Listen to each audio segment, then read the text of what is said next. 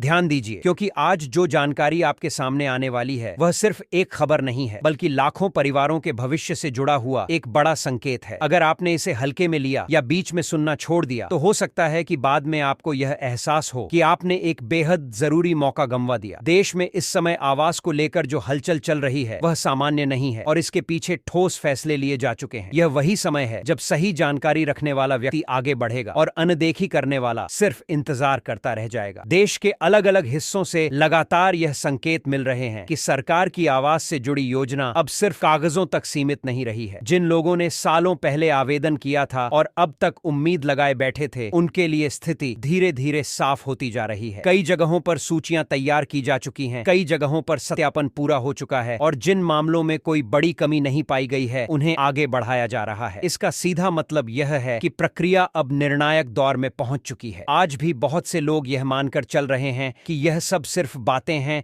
या फिर हर बार की तरह तारीख आगे बढ़ा दी जाएगी, लेकिन इस बार स्थिति थोड़ी अलग है। सिस्टम को इस तरह तैयार किया गया है कि जिनके नाम अंतिम रूप से तय हो चुके हैं उनके खातों तक सहायता पहुंचाने में ज्यादा देरी ना हो। खास बात यह है कि पूरी प्रक्रिया को डिजिटल और पारदर्शी रखा गया है ताकि बीच में किसी भी तरह की गड़बड़ी या हस्तक्षेप की गुंजाइश ना रहे। अब जरा उन लोगों की बात करते हैं जिनके लिए यह योजना बनाई गई है। यह योजना उन परिवारों को ध्यान में रखकर तैयार की गई है जो आज भी अस्थायी घरों में रह रहे हैं, जिनके पास पक्की छत नहीं है और जो हर मौसम में असुरक्षा के साथ जीवन बिताते हैं। बारिश हो या गर्मी, उनके लिए हर दिन एक चुनौती की तरह होता है। इसी सच्चाई को समझते हुए सरकार ने यह तय किया कि सहायता सीधे उन्हीं तक पहुंचे जिन्हें इसकी सबसे ज्यादा जरूरत है। इसी वजह से इस योजना में कुछ साफ शर्तें रखी गई हैं। यह सहायता हर किसी के लिए नहीं है, बल्कि उन्हीं लोगों के लिए है जो वास्तव में पात्र हैं। लाभार्थी का नाम सरकारी रिकॉर्ड में सही तरीके से दर्ज होना जरूरी है। परिवार के पास पहले से कोई पक्का मकान नहीं होना चाहिए और न ही किसी सरकारी आवास योजना का लाभ पहले लिया होना चाहिए। इसके अलावा दस्तावेजों का सही और अपडेट होना इस पूरी प्रक्रिया की रीढ़ है। सबसे ज्यादा परेशानी यहीं देखने को मिलती है। बहुत से लोगों ने आवेदन तो कर दिया, लेकिन बाद में अपने दस्तावेज अपडेट नहीं कराए। कहीं बैंक खाते में नाम की गलती है, कहीं आधार से लिंकिंग अधूरी है और कहीं मोबाइल नंबर बंद पड़ा है। ये छोटी छोटी बातें दिखने में मामूली लगती हैं, लेकिन यही लापरवाही पूरी सहायता को रोक सकती है। सिस्टम जब पैसा भेजता है तो वह एक एक जानकारी का मिलान करता है और अगर कहीं भी गड़बड़ी मिलती है तो भुगतान अपने आप रुक जाता है। अब एक अहम बात समझना जरूरी है। सूची में नाम आ जाना अपने आप में अंतिम सफलता नहीं है, यह सिर्फ एक पड़ाव है। असली प्रक्रिया इसके बाद शुरू होती है। जिन लोगों का नाम सूची में है उन्हें अपने बैंक खाते, आधार लिंकिंग और अन्य जरूरी जानकारियों की दोबारा जांच करनी चाहिए। कई बार ऐसा देखा गया है कि सब कुछ सही होने के बावजूद सिर्फ एक तकनीकी गलती की वजह से भुगतान अटक जाता है और फिर महीनों तक सुधार के लिए चक्कर लगाने पड़ते हैं। राज्यों की स्थिति की बात करें तो कई राज्यों में यह प्रक्रिया तेजी से आगे बढ़ रही है। ग्रामीण इलाकों से लेकर शहरी क्षेत्रों तक लाभार्थियों की पहचान कर ली गई है। कुछ राज्यों में जरूरत ज्यादा थी, इसलिए वहां पहले चरण में ही ज्यादा नाम शामिल किए गए हैं। प्रशासन की कोशिश है कि हर जिले में तय समय के भीतर यह काम पूरा किया जाए ताकि किसी को यह शिकायत ना रहे कि उसके साथ भेदभाव हुआ है। सबसे ज्यादा पूछा जाने वाला सवाल यही है कि पैसा आखिर कब आएगा। इसका जवाब यही है कि प्रक्रिया चरणबद्ध तरीके से चलेगी। सभी लाभार्थियों को एक साथ भुगतान करना न तो संभव है और न ही सुरक्षित। इसी वजह से किस्तों में और चरणों में राशि भेजी जाएगी। जिनका सत्यापन पहले पूरा हो चुका है उन्हें प्राथमिकता मिलेगी। इसका मतलब साफ है कि जो लोग समय रहते अपने कागजात सही कर लेंगे उनका नंबर पहले आ सकता है। यहाँ एक और बात समझने लायक है। यह योजना सिर्फ घर बनाने के लिए पैसा देने तक सीमित नहीं है। इसका मकसद लोगों को स्थायित्व देना है। एक पक्का घर सिर्फ दीवारें और छत नहीं होता, बल्कि यह सुरक्षा, आत्मसम्मान और भविष्य की नींव होता है। जब किसी परिवार के पास अपना घर होता है तो बच्चों की पढ़ाई से लेकर स्वास्थ्य तक हर चीज पर उसका असर पड़ता है। इसी वजह से सरकार यह सुनिश्चित करना चाहती है कि यह मदद गलत हाथों में न जाए। नियम सख्त हैं, जांच गहरी है और प्रक्रिया थोड़ी लंबी भी लग सकती है, लेकिन इसका उद्देश्य साफ है, सही व्यक्ति तक सही मदद पहुंचाना। जो लोग इन नियमों को समझकर और धैर्य के साथ आगे बढ़ेंगे वही इसका पूरा लाभ उठा पाएंगे। अब सवाल आपके सामने है, क्या आपने यह जांच लिया है कि आपके दस्तावेज पूरी तरह सही हैं या नहीं? क्या आपका बैंक खाता आधार से लिंक है? क्या मोबाइल नंबर चालू है और सरकारी रिकॉर्ड में वही नंबर दर्ज है? क्या आपने अपने जिले या पंचायत स्तर पर यह पता किया है कि सूची में आपका नाम है या नहीं? ये ऐसे सवाल हैं जिन्हें टालना आगे चलकर भारी पड़ सकता है। अक्सर लोग यह सोचकर शांत बैठ जाते हैं कि अगर नाम होगा तो अपने आप पैसा आ जाएगा, लेकिन हकीकत यह है कि थोड़ी सी सक्रियता